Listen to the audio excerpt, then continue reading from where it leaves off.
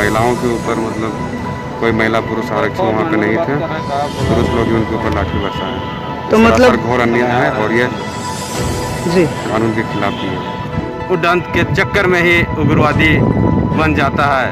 Police आज तक किसी का भलाई नहीं किया है। आप लोग का खाना पीना कैसे चल रहा है यहाँ पर? दिन भर में कभी मिल गया तो एक टाइम खा के ऐसी जिंदगी गुजार रहे हैं यहाँ पे। सोने के लिए तो देख रहे हैं खुला आसमान में सो रहे हैं। खाना और कल तो बारिश हुई तो दिक्कत हुई ही होगी बहुत हाँ, ज़्यादा। तो बाहर बैठ के मतलब सुबह की है।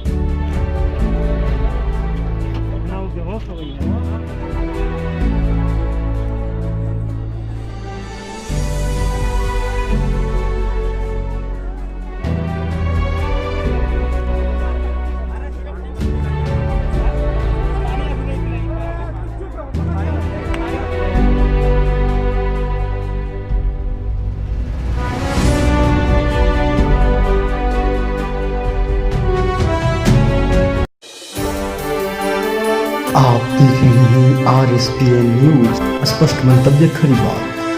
नमस्कार, मैं अभिमन्यु ओझा, आप देख रहे हैं RSPN न्यूज, स्पष्ट मंतव्य खरी बात।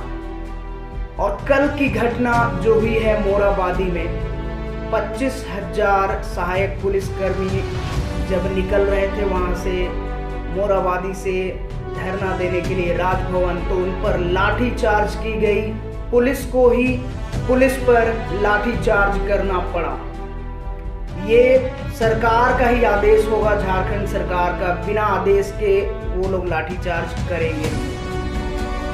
वो बिना किसी छत के बारिश में पूरे मौसम को झेलते हुए वहां रह रहे हैं।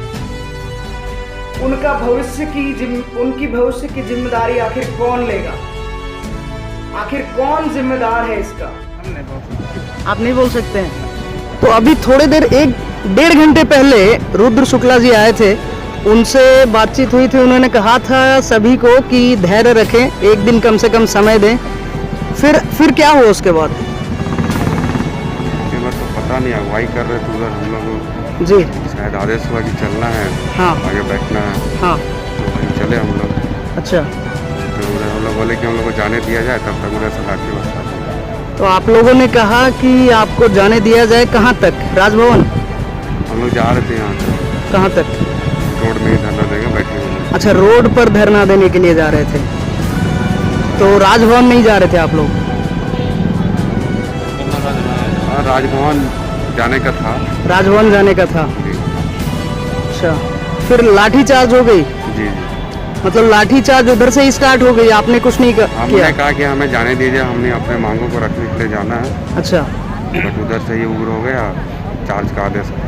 अच्छा, तो उसके बाद लाठी चार्ज हो गई। फिर मुझे भी कॉल आया, एम्बुलेंस को तुरंत सूचित किया मैंने भी, जी, और सदर के एम्बुलेंस को ही सूचित किया। तो अभी तो सारे गए हुए हैं घायल सदर। हाँ, सारे लोग को भेज दिया गया अभी। जी जी जी जी। कुल 10-12 जवान हम लोग भी घायल हुए, कुछ महिला भी घायल हुई है। महिलाएं भी घायल हुई जी हैं? जी। महिलाओं के ऊपर मतलब कोई महिला पुरुष आरक्षण वहाँ पे नहीं थे, पुरुष लोग ही उनके ऊपर लाठी बरसाए। तो मतलब घोर अन्याय है और ये जी कानून के खिलाफ भी है। तो देखिए, हम लोग प्रशासन से कोई मतलब ही नहीं है। ठीक हम है। लोग वार्ता सिर्फ और सिर्फ मुख्यमंत्री हेमंत सोरेन जी से वार्ता करना था। जी जो मांग मेरी थी उसको प्रशासन पूरा नहीं करेगा। जी। जो करेंगे माननीय मुख्यमंत्री हेमंत सोरेन जी करेंगे। उद्दंड के चक्कर में ही उग्रवादी बन जाता है। पुलिस आज तक किसी का भलाई नहीं किया है और बनता है तो पुलिस के चक्कर में ही उग्रवादी बन जाता है। जी, तो आप एक सहायक पुलिस, झारखंड सहायक पुलिस में होकर ऐसा कह रहे हैं कि पुलिस जो है, पुलिस के अत्याचार से ही कोई उग्रवादी बनता है? एकदम बिल्कुल है। झारखंड सहायक पुलिस में नियुक्ति होगी तो उस विज्ञापन में क्या लिखा हुआ था? विज्ञापन पर साफ तौर पर लिखा हुआ गया था कि हम लोग की नियुक्ति जो होगी पार्ट टाइम के तौर पे होगी और मानदेय 10,000 दिया जाएगा। जी। ड्यूटी हम लोग का 24/7 नहीं लिया जाएगा जी। आपको आपके थाना अंतर्गत ग्रामीण क्षेत्र में ही काम करना है जी। और सूचना के तौर पे। सूचना के तौर पर जी, लेकिन हमारी ड्यूटी जो है मुख्यालय में लिया गया 24/7। 3 साल पूरी हमारा शोषण हुआ है। 3 साल के बाद जब हम आज यहाँ पे आए हैं तो हमारे लिए सरकार का कोई प्रतियोजन संविदा नहीं है जी। कि हमारा क्या होगा क्या नहीं होगा, क्या भविष्य है क्या नहीं। जी। अच्छा, सरकार का तो मैंने सुना है, जहाँ तक अभी कह रही है सरकार कि 1 साल के लिए और बढ़ाया जाएगा इसे। सर, तो 1 साल के लिए बढ़ाया जाएगा तो फिर क्या हम अगले साल फिर से आएंगे? जी। 1 साल के लिए सुविधा बढ़ा दिया जाएगा तो क्या अगले साल फिर हम आएंगे? और सुविधा के तौर पे ही हमारी कुछ सालें बढ़ा दे, 60 साल कर दे। तो भी 1 साल बढ़ता है। वो तो यहाँ नहीं आते तब भी 1 साल बढ़ता। जी। हमारी उपयोगिता मांगी गई तब जाके हम लोग यहाँ पे आए कि हमारी क्या उपयोगिता है। जी। अभी जिले में जाके आप पूछे कि हमारी क्या उपयोगिता है, वहाँ के जिलेवासी, जिले के अधिकारी बताएंगे कि हमारी क्या उपयोगिता जी, है, बिल्कुल हम किस बात स्तर सही से है। काम कर रहे थे। बात सही है। और मैंने जहाँ तक सुना है कि आपकी जो मानदेय वेतन है उसको 10,000 से बढ़ाकर 18,000 कर दिया गया है। ये तो हवा वाली बात है। हवा वाली बात है। अगर ये मानदेय बढ़ा दिया गया है तो अभी तक विज्ञापन क्यों नहीं किया गया? ज्ञापांक संख्या के तहत हमें बताया जाता है कि हाँ, आपके मानदेय इतना बढ़ा दिया गया, आपको TAD इतना दिया गया है, आपका जो एक्सटेंशन है वो 2 साल बढ़ गया है, 10 साल बढ़ गया है, 20 साल बढ़ गया है। जी। अगर ये कुछ हमारे साथ लिखित में होता तो फिर हम क्यों यहाँ भूखे प्यासे मरते? बात सही है आपकी। लिखित में दीजिए, आप मीडिया के माध्यम से दीजिए, किसी भी माध्यम से दीजिए। यहाँ पे आके कुछ अधिकारी बोलते हैं कि आपका बढ़ा दिया गया 50,000, तो क्या हम मान ले ऐसे ही मौखिक तौर पे? मौखिक तौर पर ही तो झेल रहे हैं। अभी 3 साल शोषण हुआ हमारा मौखिक तौर पे ही। रघुवर दास जी वही मौखिक तौर पे बोले कि आपका कर दिया जाएगा 3 साल के बाद, और आज हम लोग झेल रहे हैं। फिर से हम मौखिक तौर पे ही मान के अपने वापस जिला चले जाए और फिर झेले। और अभी लाठी बरसाया जा रहा है हमारे ऊपर, सीधा हमें जंगल का रास्ता दिखाया जा रहा है लाठी बरसा के।